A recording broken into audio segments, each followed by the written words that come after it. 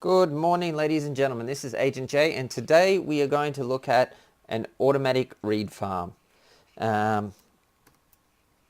These are very simple, very easy way. We'll have them set up so they're totally automatic. You don't have to do a thing once you've finished doing it.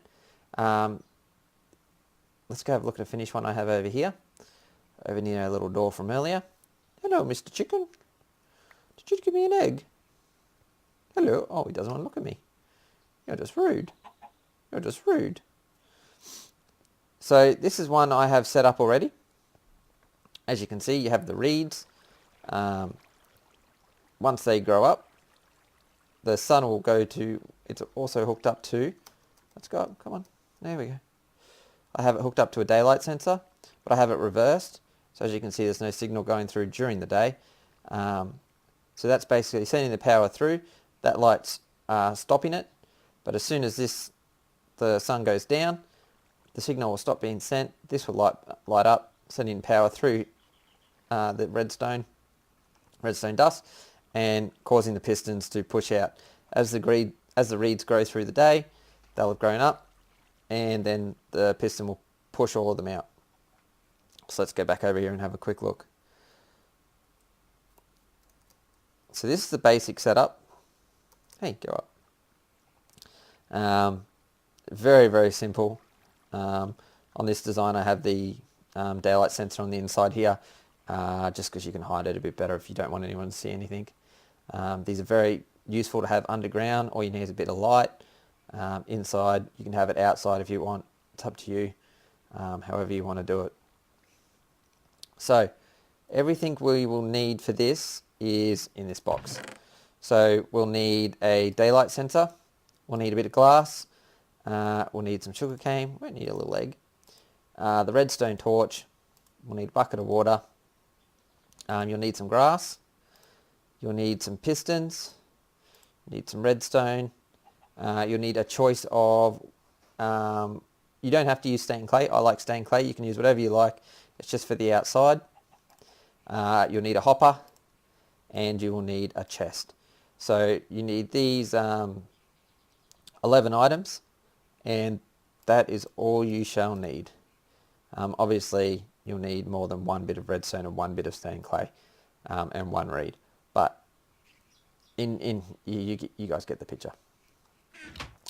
So the first thing I like to do is build the structure itself before I actually place any sort of pistons down. So I have one built here, but I'll show you guys quickly just how to do it, just up here. So what I like to do, I start off with one here, and then I do my 7 bits of dirt for the 7 bits of reed. This can be as long as you like. There's no, you can do as long as you want. I like to do 7 because water runs 7, and you're not going to use an abundance of reeds when this starts going. If you're out doing other stuff, as the days tick over and go by, you're going to gather quite a bit of reed. So I'll go out my 7, and then I'll end it there. Come out one more.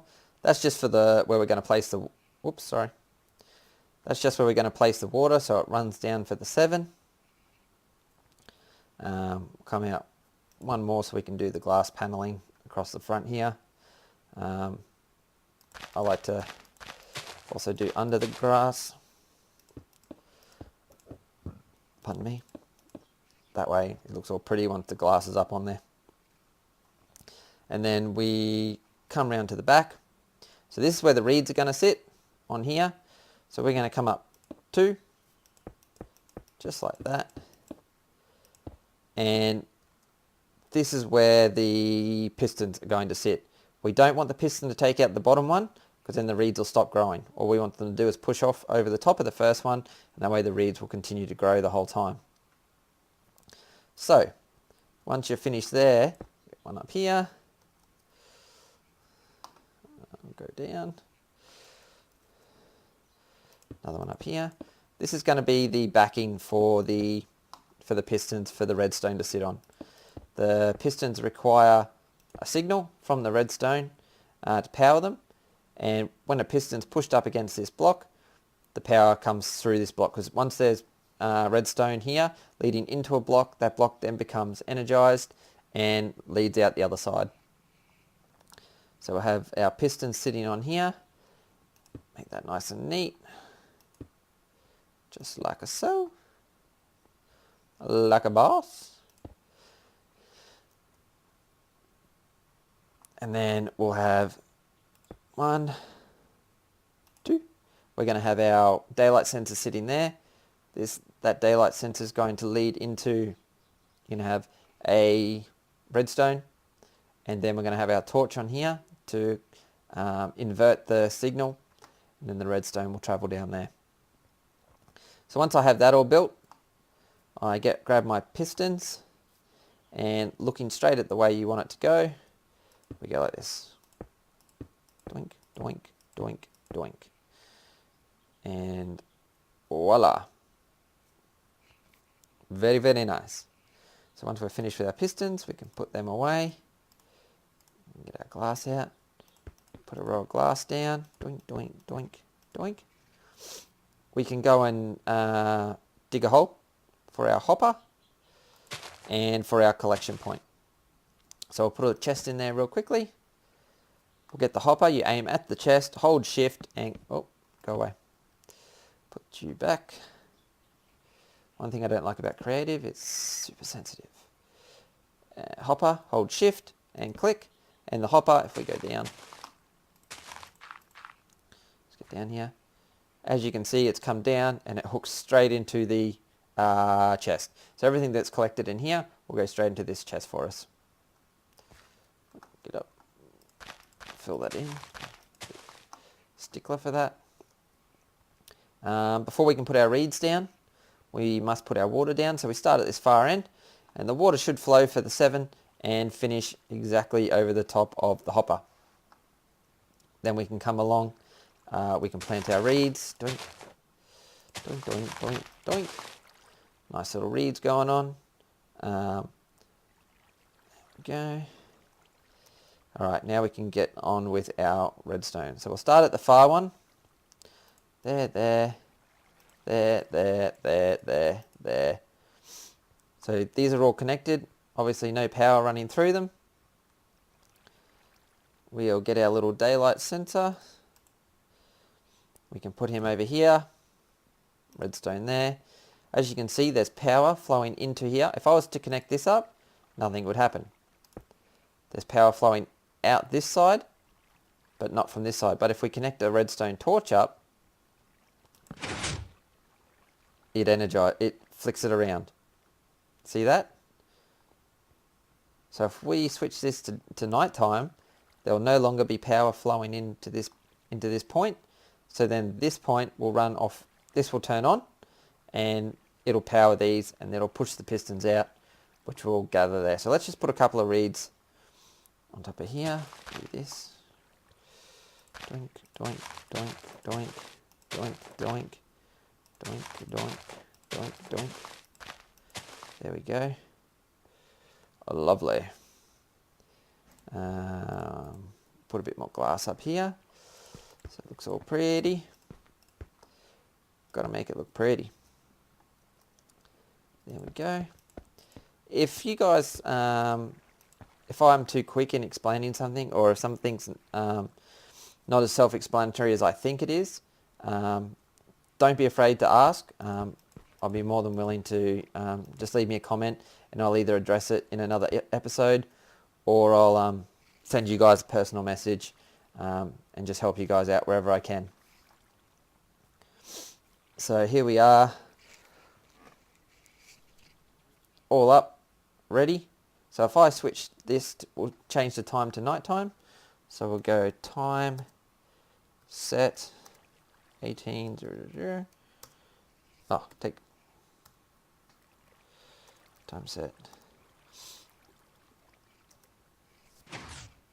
Dark, and automatically it pushes out. See, the reeds are flowing down, down. They're all going to collect in the hopper. There might be 1 or 2 left up here. That does happen sometimes. So if we go back to time set back to daytime, they'll retract and they'll come in.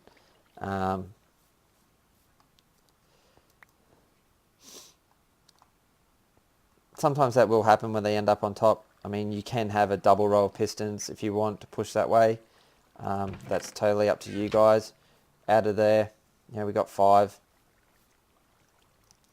We can have another row of pistons running on top here. And I'll do that in a different episode if you guys want me to. But this is very neat, very tidy. As you can see, we have the finished product over here. And they're growing quite nicely. As you can see, sunlight makes them grow. And yeah. But I thought I'd just quickly explain the piston. Where am I? Oh, getting lost. So with the pistons, I wanted to do a quick demo with these while we still have time. So with these, we can run this out. And if I put the daylight sensor on here, it activates them. So the daylight sensor is sending a redstone signal all the way down to the very back of these. You cannot run the redstone signal on top of these. So if I get rid of all this, doink, doink, doink, and then you can't put anything on top of these. That's why you need to have the block behind them. It won't let you run anything on top of these, on top of pistons. That's why we need to run this through here. So that's the daylight sensor. The inverting part is very simple. Get you there, get that there. Basically, if I connect that up, you have nothing. This is sending a signal to this block, but it doesn't travel through to the other side and out and up and away. What it will do is if something is touching this block, such as a torch, oh, pardon me,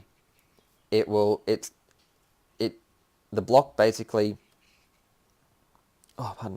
cuts off the signal to the torch. Once there's no signal flowing into the block to turn the signal off for the torch will come back on. So if we get rid of this, and power the line of redstone dust. The redstone dust is running off the power of this torch. Sorry, get that away. So by putting it back, and this is sending a signal through, which is telling this to turn itself off, which turns the rest of this off. Very, very simple setup. As you can see, it only took me a few minutes to do once you have all the ingredients. And you have a reed farm that once you've done it, just leave it. Just walk away from it. Come back and check it every couple of days. And you'll have quite a few reeds in there. Alright, thank you guys for watching. I'll see you guys next time. As you can see over in the distance there, I've got a little setup going on. We're going to go and look at some hidden stairs. And also I'm going to show you guys how to do an automatic pumpkin and melon farm. Alright, cheers boys.